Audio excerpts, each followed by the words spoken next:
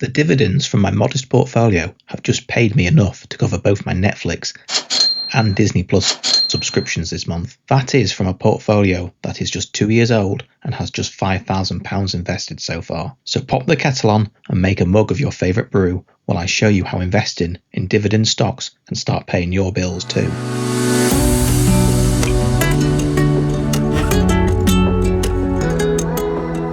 Hello and welcome to Invest Tea. I'm a UK-based investor who is trying to replace my payslip with a passive income through investing in dividend-paying stocks. Welcome to the April 2026 dividend update, and in fact the very first video on this channel. April is the start of the new tax year, so as good a place to start as anywhere. In this video, I will be covering an overview of my current portfolio, showing you what my typical bills look like month to month, and finally running through the income I received from dividends and see how close it gets me to being payslip free. A quick reminder first though, this is not financial advice. I'm making these videos more for myself to force me to track the progress of my journey, but also so you can follow along and see what is possible. I hold my portfolio in a Trading 212 stocks and shares ISA. I started investing in this portfolio in March 2024. So have just over 2 years worth of investments now, currently worth just over £5,720.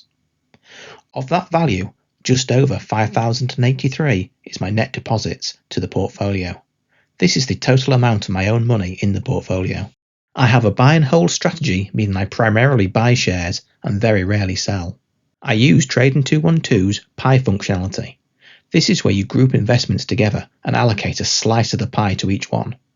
In the case of my pie's 36 holdings, no single investment is larger than 5%. Pies also have an auto-invest feature, which automatically invests a set sum on a regular schedule and allocates to each investment's allocated slice. In my case, I invest £150 every month. I also set the auto-invest to self-balancing, which means of the £150 every month, more money is allocated to buy stocks with smaller growth and less to those which are doing well. This means my portfolio stays close to my target allocations. I currently have dividend auto reinvest turned off, as I simply let any dividends go towards my monthly £150 investment. I have had this turned on in the past, and may reconsider turning it back on. I'd be interested to hear what others do about dividend reinvestment. Let me know in the comments. Now let's take a look at my monthly bills. These are what my payslip currently pays for and would be the essentials that need to be covered by a passive income. Starting with the biggest expense, and probably most people's biggest, is my mortgage at just over £1,000 per month. Next is groceries. Food is getting increasingly expensive, and I estimate I spend around £650 a month at the supermarket. Then transport costs. In my case, this is my car and is made up of tax, insurance and running costs, such as fuel and maintenance. I also estimate a component of depreciation, as I own my car outright, so need to save up for a replacement at some point. We have council tax next at £245.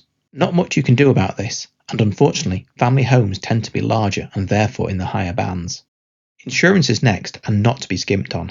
Make sure you have adequate home and life insurance in place to protect both you and your loved ones. Mine averages out to £127 a month. Energy costs are next. We had solar panels installed a few years ago and they do make a big difference to bills, hence a smaller than average bill here of just £75. Water at £55 a month is next, only likely to go up too. I work from home so need a reliable internet connection. I probably pay a bit more for this, but use a provider with a reliable track record and good customer service. This is another £45 a month. Now I have my mobile expenses at £20 a month. This is made up of a gift-gaff pay monthly contract and some money set aside towards handset refreshes every few years. The last two items on the list are arguably not an essential expense, but my children would probably disagree with this. They are, however, small, and as you will see, this puts them in reach of being covered by dividends in the early days of investing. I think this makes them a great motivation for sticking to an investing plan. Anyway, the grand total of my bills is £2,783. Let's see what proportion of this my dividends have covered this month. Starting on the 14th with my first dividends of April from Safe Store Holdings plc.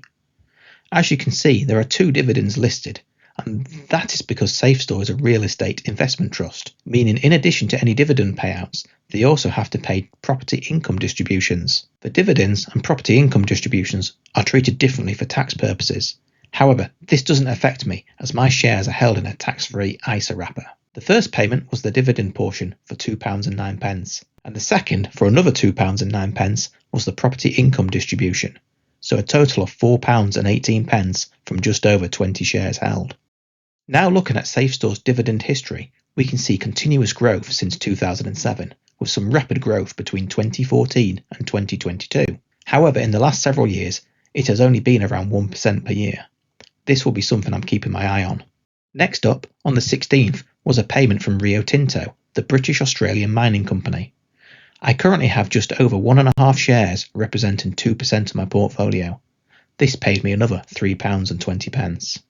Looking at Rio Tinto's dividend history, we can see them paying continuous dividends since the year 2000, with a few ups and downs, but a general trend of growth. That was until, following 2021's record payment, a decline in the last several years.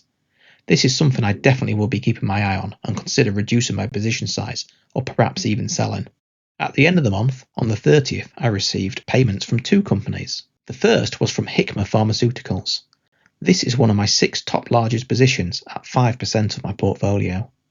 From just over 21 shares, I received a chunky £7.45. Hikma's dividend history looks strong, so we can see why it's one of my largest positions, showing continuous growth since 2005 and averaging a decent 10% growth year on year. Then finally, the second payment on the 30th and my last dividend of April was for M&G plc.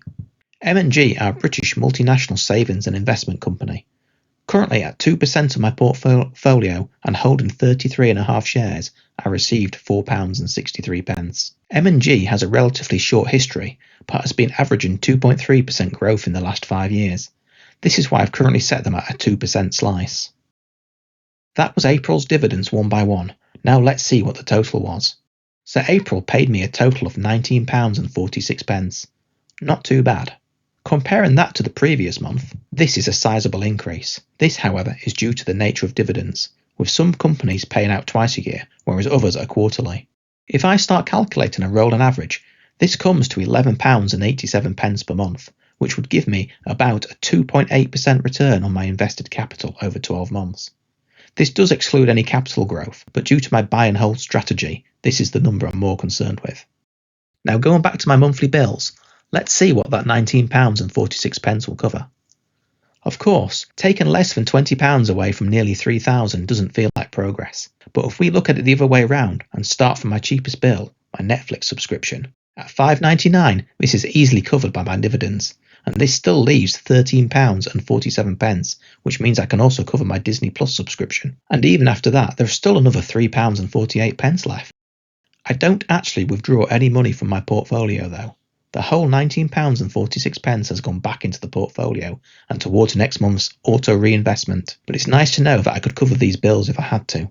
I'm starting to see the freedom that investing in dividend stocks can give me. That brings us to the end of April's update. I would be very grateful if you could subscribe, and that also means you'll be notified when I release my next update. Why not also leave a comment about your investing journey? Until next time, cheers.